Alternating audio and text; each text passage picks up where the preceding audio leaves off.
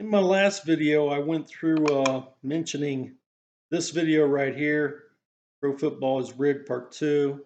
I don't know if it's completely shadow banned or just partially shadow banned, but anyhow, uh, when I look at these so-called tea leaves and make these picks, I don't really mess with gematria during the season or even really in the playoffs, except for I look at it just to see if it correlates to what I'm seeing in these cartoons when I explained earlier what I'd seen. But things like this that add up, like the GOAT equals 43 in gematria. Brady was 43 for that Super Bowl. Greatest of all time equal 188. The Super Bowl was played 188 days after his birthday. When I see stuff like that, then I consider that. During this season, some of the gematria people put out storylines that correlate to numbers like this. But on the whole, when they put out stuff like the coach's so many days from his birthday and this record, if they win, will equal that, that doesn't sway me at all. So a lot of this stuff you got to take with a grain of salt. I know a lot of Kenny G gamblers out there like to use this to find out where the money's at. But again, you got to take this with a grain of salt too. Now I notice on Sunday Night Football, the network is starting to put out the point spread for the gamblers. Uh, and they tell you what the public is on. But I don't know that that's really true. And here's a prime example of that. If the 55% is right, and I'm not saying it isn't, because anyone that's been gambling on football a while knows that it's hard for a team to beat that same team twice in a year. In this matchup, the Niners have already beat them twice. Granted, the last game went to overtime, okay? And in each one of their last playoff games, the Niners look like crap.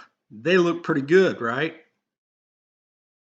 So that plays into my thinking here. Most people believe that it's real, not until after 9/11 and realizing that the world was not a ball did I ever consider that sports were fake.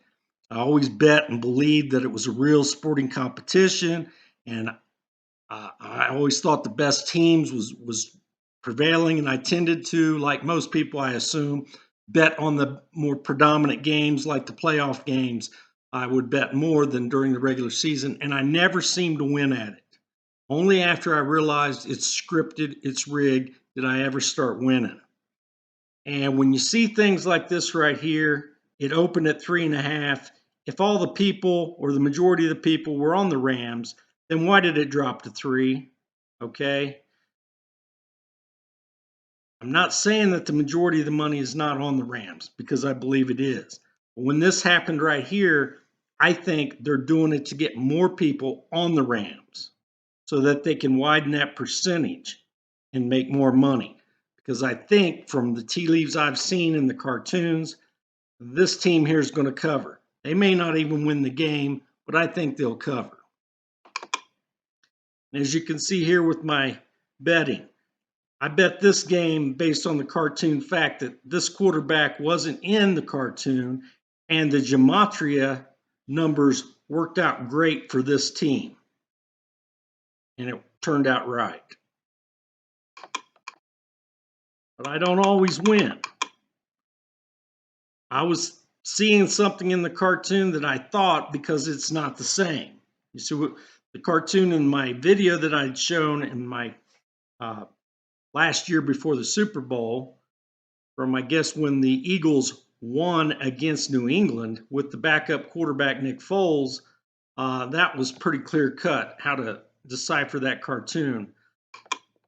These people running this stuff, the Masons, alleged, are sort of like what they put out in cartoons and movies, predictive programming, with telling you how 9/11 was going to occur in like The Simpsons and other movies before it happens, to get your mind used to the idea so it won't be such a shock to you.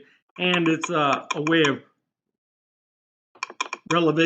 revolving the idea, letting you know what's about to happen before it occurs. And that's why I put so much emphasis on that, because you see it in the real world. And so you can see what I've done here. When it came to this last game, I wasn't too sure, because I was leaning toward the narrative, and it was a great storyline if Brady would win. So I didn't really bet a lot of money on it. So when I let throw down pretty big, I'm pretty confident that that's going to turn out right, as I was here with this pick right here, this parlay, as you can see. And when I don't bet on it very heavily, I'm a little bit leery of it. But as you can see with this, worked out all right, and I bet accordingly. This one had me a little bit worried, but it turned out all right. And if you watch that game with Brady and the Rams, there at the end, I mean, the people that were watching it with me were totally on board that it was completely rigged once they saw the shotgun snap go from Stafford way back and then near midfield, and Brady's team recovers it, and then they went down and scored. Then everybody was like, oh, yeah. But then, of course, it didn't happen, so then they kind of, oh, maybe it's not, But that was a case where I believe it was just too fake for them to go through with it. But I think in a lot of these instances, it's set up for if you don't execute, well, that's all they can do. And if you'll go back and look at that fourth down play that Brady had, he went to Brait over the middle, I believe. It was his tight end, and he missed him. But if he'd thrown it to the right, Miller was wide open. So did he not see it, or was he not supposed to throw to him and lose the game? I don't know. Maybe it was supposed to go to overtime. I don't know. But anyhow, just wanted to give you that update. Now, this is the line in next week's games. As you can see, if you go back to my last video, that's the balance that I had in this account. I didn't bet on it because I really was still playing with that idea that Tampa Bay might win with that storyline. So I wasn't so confident, so I didn't throw down on all these accounts. Just that one that I've shown you. But right here, -7, and the Niners, I'm 90% sure this is the right move. A lot of times they'll put this high vig out there for the long-term Kenny G's of the world that see that and they'll immediately latch on and say, aha, that's going to be the right answer. So I think that's why they're doing that. But if the money was on these people, like I showed you before, it wouldn't have went to 3, it would have went to 4 points or 4.5 points. So they really want the money to be on here, so they're lowering it. That's what I'm thinking. Anyway, what I saw in the cartoons led me to believe this would be it. I'm not all that sure right here. I think this team will win, but will they cover? I doubt it, but I'm not there yet. I might make another video to show you that later.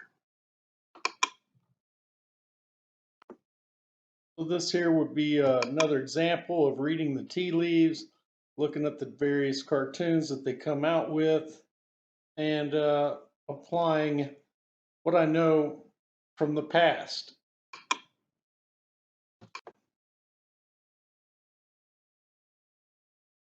From what I've seen, I think these two players in the next game will play a significant role. So I went ahead and parlayed it on a prop bet.